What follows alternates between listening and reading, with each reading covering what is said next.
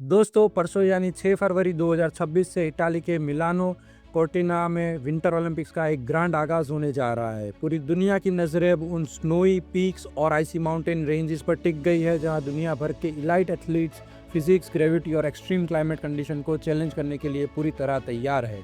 लेकिन इस mega event के उत्साह के बीच एक बड़ा इंटरेस्टिंग और गहरा साइंटिफिक सवाल उठता है।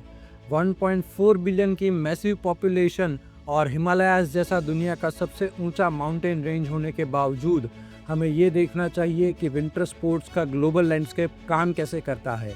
अक्सर लोग पूछते हैं कि क्या विंटर स्पोर्ट्स के लिए सिर्फ ठंड और ढेर सारी बर्फ का होना काफ़ी होता है। आज हम नितिन सोलंकी चैनल पर एआई और रो डेटा की गहराइयों में उतरेंगे और इस पूरे सिस्टम का डिकंस्ट्रक्शन करेंगे। हम उस फाइन प्रिंट को भी समझेंगे जो एनवायरनमेंट, जियोग्राफी और फंडामेंटल फिजिक्स के लेवल पर हाई ऑल्टीट्यूड स्पोर्ट्स को डिफाइन करता है। क्या आपको पता है कि ओलंपिक लेवल पर इस्तेमाल होने वाली बर्फ़ नॉर्मल बर्फ़ से मॉलिक्यूलर लेवल पर बिल्कुल अलग होती है, या फिर ये कि एक बॉबस्लेड ट्रैक की इंजीनियरिंग में वही प्रिसीजन चाहिए जो एक मॉडर्न एरोस्पेस विंग डिज़ाइन करने में लगती है। इन सभी कॉम्प्लेक्स टॉपिक्स को सिंप्लीफाई करके हम आज विंटर स्पोर्ट्स की रियलिटी और उसके पीछे छुपी मेहनत को समझेंगे। Welcome to our AI powered knowledge hub. अब सबसे पहले बात करते हैं द परफेक्ट स्नो की साइंस की। प्रोफेशनल स्कीइंग और स्नोबोर्डिंग के लिए सिर्फ बर्फ का गिरना या वाइट ग्राउंड काफ़ी नहीं होता। इसकी डेंसिटी, टेम्परेचर और मॉइस्चर कंटेंट की तय करते हैं कि एक एथलीट गोल्ड मेडल जीतेगा या फिर स्लोप पर क्रैश कर कर गिर जाएगा। ये पूरी तरह से एक हाईटेक मटेरियल साइंस का गेम है। जियोग्राफी की नज़र से अगर हम देखें तो हमारे हिमालयाज़ की पाउडर स्नो वर्ल्ड फेमस है। ये बर्फ़ बहुत सॉफ्ट होती है, एयरी होती है और टूरिज़्म के लिए परफेक्ट मानी जाती है। मगर दोस्तों, जब बात ओलंपिक लेवल रेसिंग की आती है, जहां एथलीट्स 100 किलोमीटर पर आवर से ऊपर की रफ्तार से निकलते हैं, तो हमें चाहिए होती है पैकेबल अल्पाइन स्नो। इसकी मॉलिक्यूलर स्ट्रक्चर ज़्यादा डेंस और कॉम्पैक्ट होती है ताकि वो शार्प्स की एजिस की तेज़ी और प्रेशर को हैंडल कर सके। मिलान और कोर्टिना में इस बार लगभग 80% बर्फ आर्टिफिशियली इंजीनियर की गई है।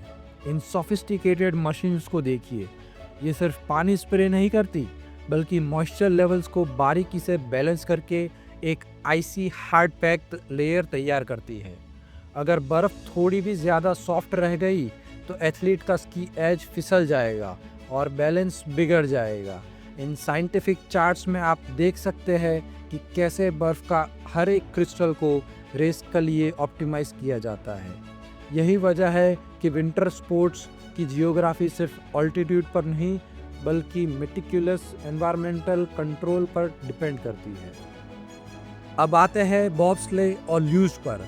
इन्हें अक्सर फार्मूला 1 ऑन आइस कहा जाता है। यहाँ कंपटीशन सेकंड्स में नहीं बल्कि मिली सेकेंड्स में डिसाइड होता है। लगभग 140 किलोमीटर प्रति घंटे की रफ्तार पर जब एक एथलीट शार्प फ्रोजन टर्न से गुजरता है तो फिजिक्स की एक्सट्रीम लिमिट्स टेस्ट होती है।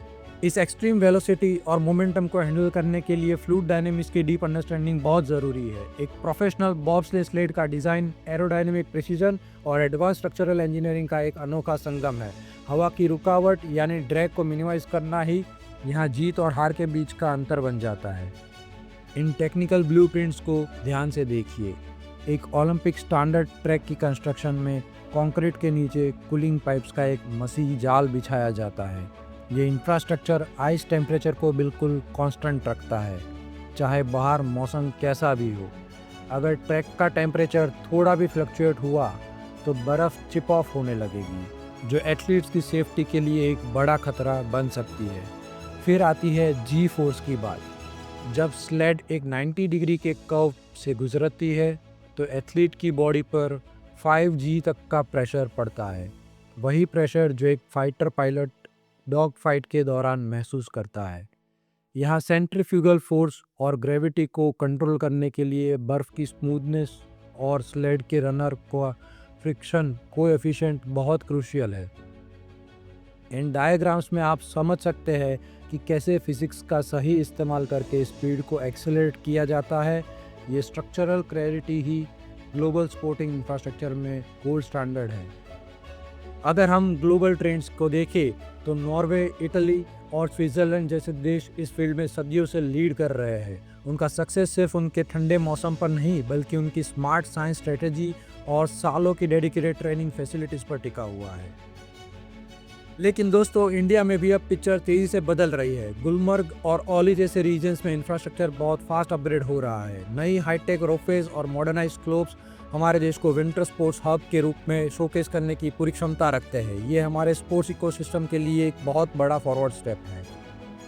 हम अक्सर ग्लोबल मॉडल्स की बात करते हैं, लेकिन हमारे पास अपना फ्यूचर ट्रायंगल है: जम्मू एंड कश्मीर, हिमाचल प्रदेश और उत्तराखंड। इन रीजन्स की डाइवर्स जियोग्राफी और हाई ऑल्टीट्यूड टेरेन ट्रेनिंग के लिए वर्ल्ड क्लास पोटेंशियल रखती है।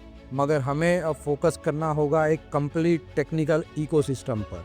इसका मतलब है कि सिर्फ पहाड़ और बर्फ़ काफ़ी नहीं है, हमें स्पेशलाइज्ड बॉबस्लेड ट्रैक्स और साइंटिफिक स्पोर्ट्स साइंस लैब्स की ज़रूरत है। नॉर्वे का मॉडल हमें सिखाता है कि कैसे छोटे शहरों को ग्लोबल ट्रेनिंग हब्स में कन्वर्ट किया जाता है। इंडिया में मिशन ओलंपिक सेल और लोकल एडमिनिस्ट्रेटिव बॉडीज़ मिलकर अब इंफ्रास्ट्रक्चर और साइंटिफिक रिसर्च का फ्यूजन कर रहे हैं। ये प्रपोज्ड प्लान्स दिखाते हैं कि आने वाले सालों में India global winter sports map पर अपनी एक मजबूत पहचान बनाएगा। इंजीनियरिंग और जियोग्राफी का ये फ्यूजन ही एक सस्टेनेबल रास्ता है। फाइनल वर्डिक्ट यही है कि विंटर ओलंपिक सिर्फ एक महज स्पोर्ट्स इवेंट नहीं है, बल्कि ये साइंस, इंजीनियरिंग और एनवायरनमेंट का एक बहुत बड़ा टेस्टिंग ग्राउंड है। यहाँ टेक्निकल स्ट्रेटेजी और टेरेन की गहरी समझ ही आगे बढ़ने की असल चाबी है। मेरा विजन बहुत सिंपल और क्लियर है: geography plus technology equals growth. यही हमारा फॉर्मूला है फ्यूचर के लिए।